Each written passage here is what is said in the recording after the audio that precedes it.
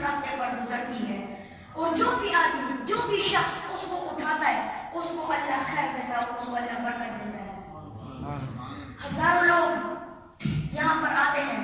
اپنے مسائل لے کر آتے ہیں، قرضدار لوگ یہاں پر آتے ہیں بابا جان کے پاس، اور بابا جان کو اپنا مسئلہ سناتے ہیں، ان کے ساتھ ڈسکس کرتے ہیں، اور پھر بابا جان کے منہ سے ایک دعا نکلتی ہے اور اللہ اس کو پورا کر دیتی ہے۔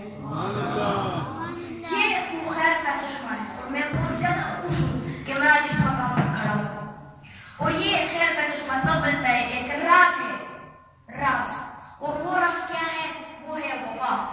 کس کی وفا؟ حضور صلی اللہ علیہ وآلہ وسلم کی وفا۔ اقبال فرماتے ہیں کہ محمد سے وفا تو لے تو ہم تیرے ہیں، جہاں چیز ہے کیا لو قلم تیرے ہیں۔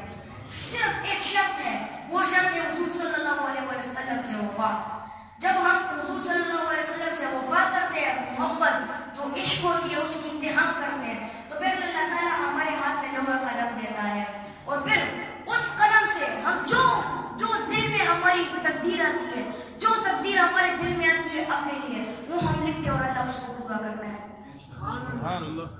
یہ وہ خیر کا وہ چشمہ، یہ وہ ایک راز ہے حضور صلی اللہ علیہ وسلم سے وفا کرنے کا۔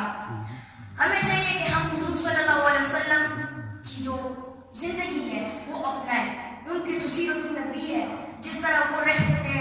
ان کا جو سادگی جو تھی، وہ برداشت جو کرتے تھے، وہ اپنے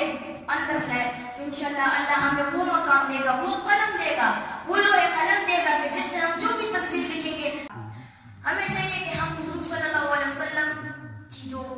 زندگی ہے وہ اپنائیں، ان کی جو سیرت النبی ہے، جس طرح وہ رہتے تھے، ان کا جو سادگی جو تھی، وہ برداشت جو کرتے تھے، وہ اپنے اندر لائے، تو انشاءاللہ اللہ ہمیں وہ مقام دے گا، وہ قلم دے گا، وہ لوہے قلم دے گا کہ جس سے ہم جو بھی تقدیر لکھیں گے اللہ اسے پورا کرے گا۔ شرط ایک ہے کہ حضور صلی اللہ علیہ وسلم سے وفا، ان سے وفا کرنی ہے، اور ان کی طرح کیسے برداشت لانا ہے کہ وہ مکہ میں کفار سے جو بہت زیادہ تنگ ہوتے ہیں اور پھر مدینہ ہجرت کرتے ہیں، اور مدینہ جانے کے بعد پھر واپس آتے ہیں اور مکے کو فتح کرتے ہیں، اور پھر فتح مکہ کے موقع پر فرماتے ہیں کہ جاؤ آج تم سب آزاد ہو، تم پہ میری کوئی گرفت نہیں ہے، کہ جب پورے مکہ کے کفار انہیں تنگ کرتے ہیں، مارتے ہیں، ان کے خلاف باتیں کرتے ہیں، وہ انہیں معاف کر دیتے ہیں، کہ طائف میں ان پہ پتھر کی بارش ہوتی ہے، ان کے جو جسم ہے، ان کے جو شوز ہوتے ہیں،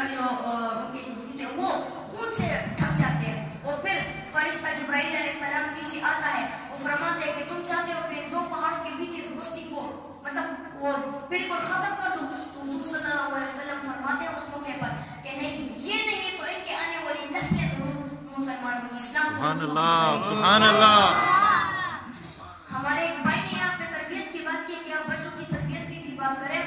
تو بچوں کی تربیت پہ میں والدین سے یہ گزارش کروں گا کہ آپ ان میں یقین پیدا کریں کہ جو ان کا خواب جو ہوتا ہے اپنے ملک کے لیے جو وہ کرنا چاہتے ہیں اس میں ان کا یقین پیدا کریں۔ اقبال بھی یقین کے بارے میں فرماتے ہیں کہ یقین پیدا کر اے غافل کہ مغلوب گمان تو ہے، کہ اے غافل اپنے اندر ایک یقین پیدا کرو، ایک بلیف پیدا کرو۔ تو یہی میں جو کہنا چاہتا ہوں، میرا جو میسج تھا جو تربیت کے حوالے سے وہ میں نے دے دیا۔